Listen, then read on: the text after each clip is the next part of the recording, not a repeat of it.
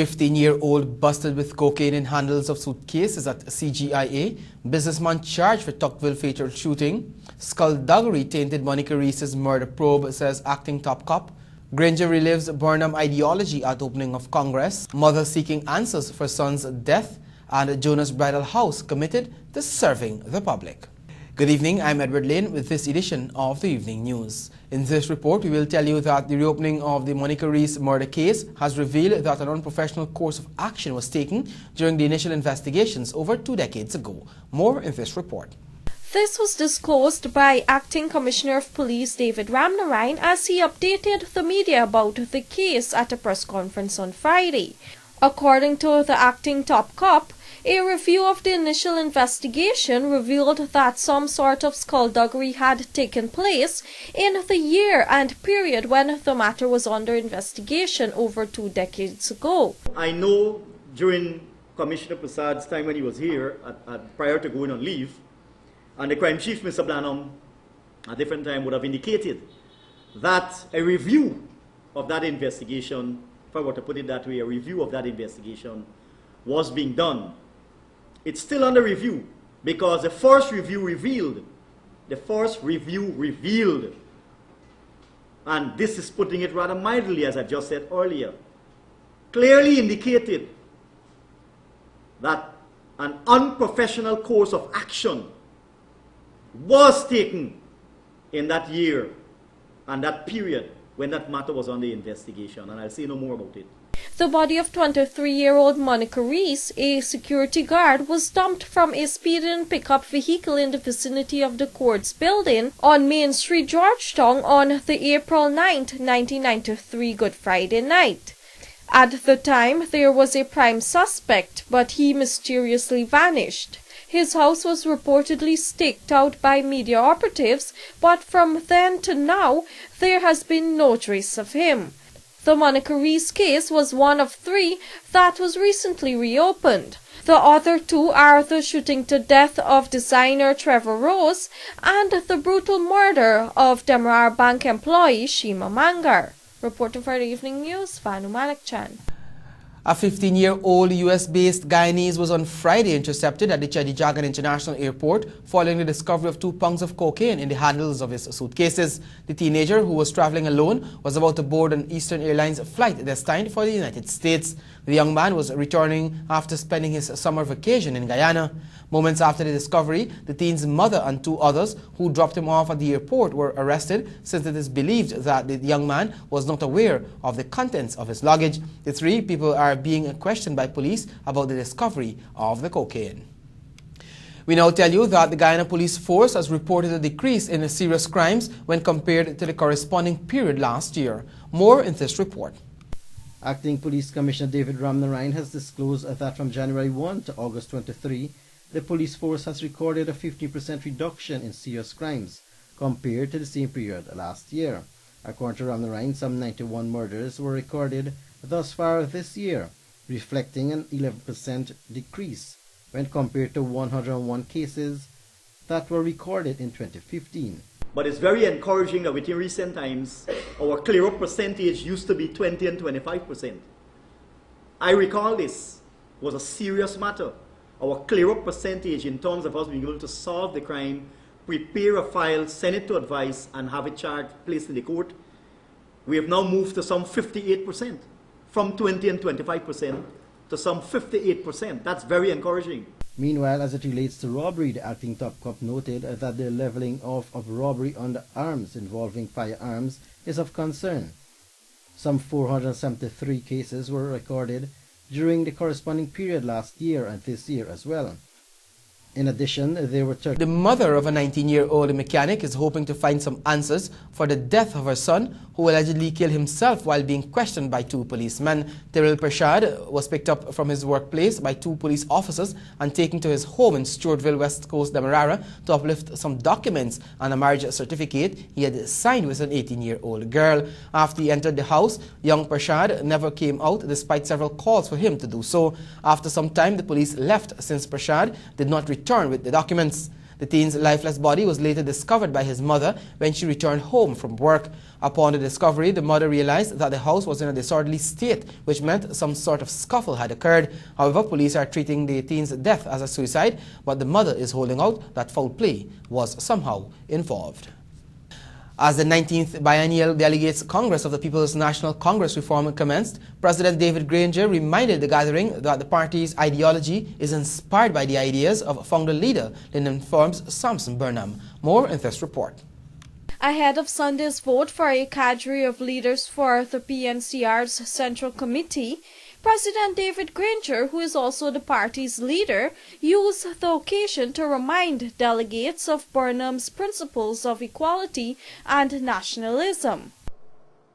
And our ideology is inspired largely by the ideas of Forbes Burnham, our founder leader.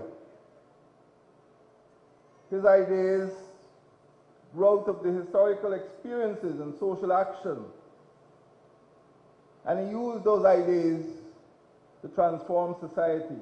The PNCR, over the past 4 years, therefore, has sought to institutionalize Forbes Burnham's ideas.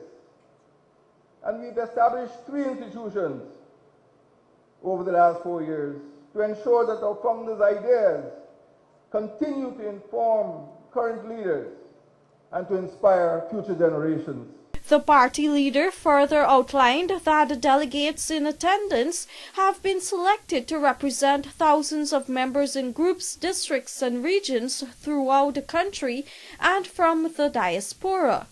These delegates over the next 3 days will discuss, deliberate and determine issues and make decisions which will guide our party for the next 2 years in accordance with our Constitution.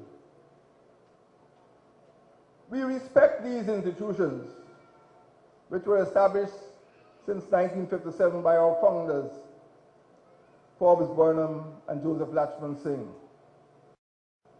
These institutions have sustained us in and out of office, in hard times and in easy times, over the decades. The leader sought to impress on the delegates that this year's Congress is a special one since it coincides with the country's 50th anniversary of independence and the return of the PNCR in government. Sunday's election will see Granger unopposed as the party's leader, while current chairman Basil Williams will also head into the conference unchallenged for the party's chairmanship. However, there are several nominees vying for the position of vice chairman, including Valda Lawrence, Dr. George Norton, James Bond, and Clement Corlett. It has been reported that Minister of Communities Ronald Bulkan will likely return unopposed as treasurer. In total, there are 73 nominations for the members of the Central Executive Committee. This year's Biennial Delegates Congress is being held under the theme PNCR Vanguard of a Green Economy, in keeping with President Granger's push for a green Guyana. Reporting for the Evening News, Vanu Manikchan. You're watching the Evening News. More still ahead after this break. Stay with us.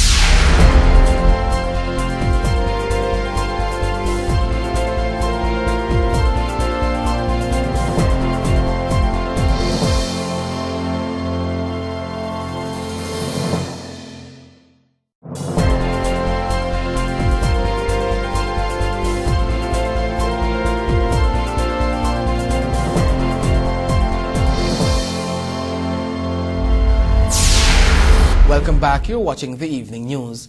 Police have instituted charges against Robert Ben of Lot 10 Perry Street, Tocqueville, Georgetown, who indiscriminately discharged his firearm, killing Colin Pereira and wounding Galen Chicon in the process. The shooting incident took place on Tuesday night as the woman drove the car onto the man's bridge with the intention of turning around. The businessman in his yard at the time and allegedly thought that the occupants had gone to commit a robbery and so opened fire. Colin Pereira was shot 3 times to the chest and abdomen, while the woman was shot twice. She remains a patient at the Georgetown Public Hospital in a stable but serious condition. However, after soliciting the advice of the Director of Public Prosecutions, the police were given the green light to charge Ben for murder committed on the minor and the attempted murder of Chicon.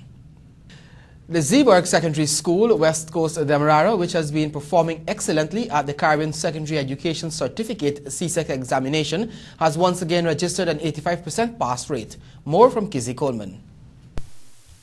Gaining a 85% overall pass rate at this year's exam, with a 100% pass rate in biology, information technology, food and nutrition, history, office administration, and principles of business, Zeeburg Secondary has once again excelled at the recent CSEC exams. This year, 2 students tied for the top spot. They are Safia Ali, who secured 5 grade 1s, 4 grade 2s, and 1 grade 3, and Nadia Timachandra scored 6 grade 1s, 2 grade 2s, and 2 grade 3s. The elated students spoke of their achievements and delight to be the top students of the school. For me, some of the subjects were challenging, but thank God that I passed through all of it confidently, and it was okay for me. Okay, what about you? In my opinion, the exam was difficult. Some of it was difficult, but if you don't study, you cannot pass. No, I wasn't expecting that.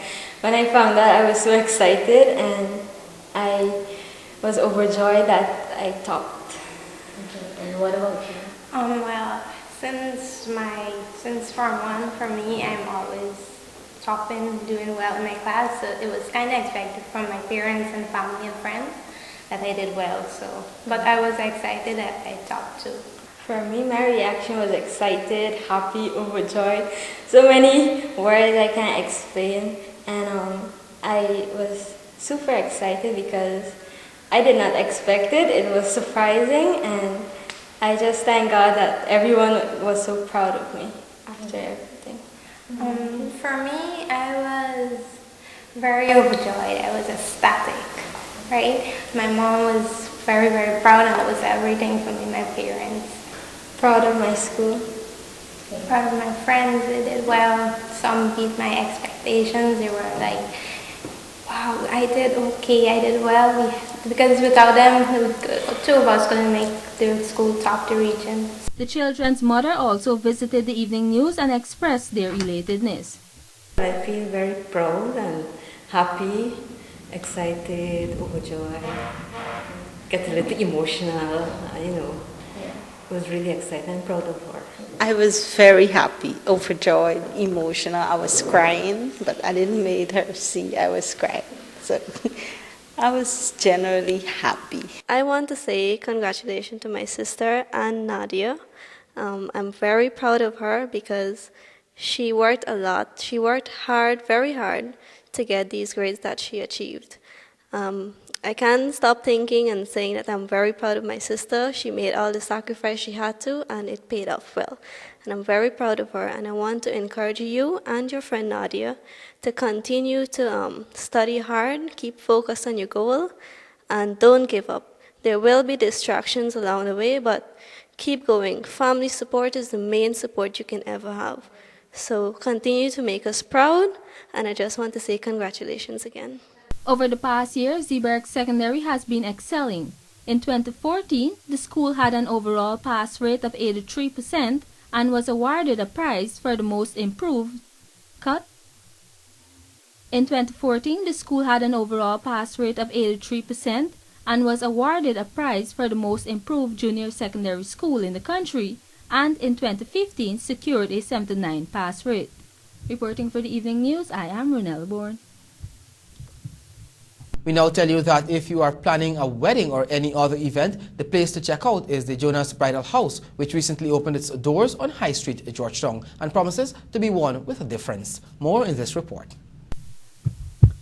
The Bridal House is owned by a US-based Guyanese who recently got into the showbiz after gaining high appraisals of decorating his sister's wedding. Operations Manager Kurt Campbell relayed to this newscast that the Bridal House offers a range of services for rental, with the exception of wedding gowns that are for sale.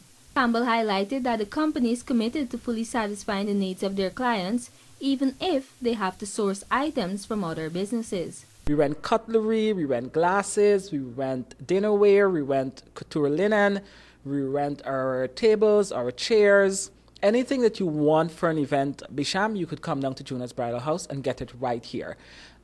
Even what we do not have in the showroom, we always help our clients to source it from other persons in Guyana who may rent the services or offer the services. Campbell-Ford explained that the Bridal House caters for all events with full event planning to suit any budget. We do full event planning. So you could basically come to us and say, you know what, Juna's Bridal House, I have $1 million and I want to plan a wedding of 100 people. We're going to go out there. We're going to find a place, for a venue, first of all. We're going to find someone to do your food. We're going to find someone to do your cake. We're going to do your decor. And we could pull it together for you and fit it within your budget. So that's also a good thing. We work with the budget of our clients. So we don't give you a price that you can't afford. And even if we give you a price, and we like to encourage people, come early, plan early, so that we could offer you packages where you know early what is it the event is going to cost, and you could make monthly down payments. He added that Jonah's Bridal House is here to stay despite many other competitive businesses. He noted that while other similar businesses exist, none of them possess a showroom where a client can see firsthand what their event would look like. I think what we're really offering is taking it up, I'd say, a notch from what was offered here before, in terms of allowing the client and our customers to build their own events. We have what we call our design studio. So say, for instance, you come into the showroom, you don't know what colors you want as yet, or you probably know what colors you want, you don't know how to use it. We could help you to build that event, show you what works and what doesn't work, and allow you to make your own choices and your own decision, and really bring to life your dreams. Jonah's Bridal House is located aback the Ashmins parking lot on High Street. More than 50 children have benefited from the Guyana Police Force Youth Camp held at Blairmont West Bank, Berbice. More in this report. 57 children between the ages of 6 and 17 years old participated in a 3-day live-in summer camp organized by the No. 3 subdivision of the Guyana Police Force. The camp was held for members of several policing youth groups in West Berbice. Officer in charge of No. 3 subdivision, Assistant Superintendent Joshua Harvey John at the closing ceremony on Friday evening said it was 3 days of fun, excitement and social interaction. He noted that the program allowed children to interact with their peers, members of the police force and community leaders. This camp sought to instill in you an understanding of the world as we operate within. Further, it served as a means of utilizing your skills, talents, energies in a positive and meaningful manner. Over the 3 days, the children were exposed to several lectures on discipline, tips on road safety and health. There were also practical sessions aimed at improving social and life skills. We, the members of the Guyana Police Force, is well concerned about youth in this country. We are humans too, and we have children, and we, in some cases, grandchildren, who falls in the same category as you. Hence, we would have taken this opportunity to have conversation with you, to let you understand the social problems, the challenges that would arise from social issues, such as the use of illegal drugs, narcotics, the problem of domestic violence, the use of roads and the traffic issues. Further, recognizing as youths, people as full with talent and varying skills. And we sought to engage. The camp was the first of its kind in West Berbice. Coordinator of the event, Inspector Cynthia Kelly, noted that over the 3-day period, learning took place. During the camp, she said children were exposed to making craft items, motivational talks, and crime tips, as well as a lecture on domestic violence and drug abuse. Meanwhile, Deputy Commander, Senior Superintendent Edward Cooper noted the knowledge garnered from the camp should be a motivator for the participants when they return to school. It will help you to motivate others in society, like yourself. It will also help you to make a meaningful contribution to the country and its development. Cooper alluded to the fact that one of the major objectives of the camp was to bring awareness to the importance of discipline. So that would help us in our quest to suppress or eradication of crime in our society. Cooper presented $5,000 and a certificate to the best male and female campers. They are Andrew Somerset and Akila McCalmont. Andrew Carmichael, The Evening News. Join us after the break for your regional and international news. Stay with us.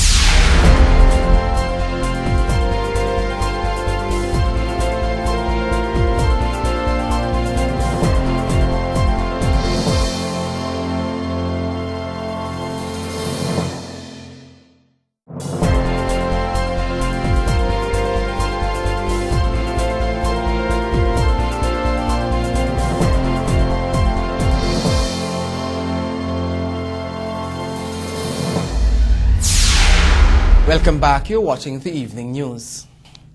In the region, an ambush on a military patrol in Paraguay has left at least 7 soldiers dead. The country's interior minister said the soldiers were on a routine mission when they were attacked with explosives and gunfire. Francisco de Vargas said it was likely the gunmen were part of the Paraguayan People's Army. The attack took place near the village of Ariote, some 500 kilometers north of the capital. De Vargas said the gunmen had placed explosives in the road routinely used by the soldiers.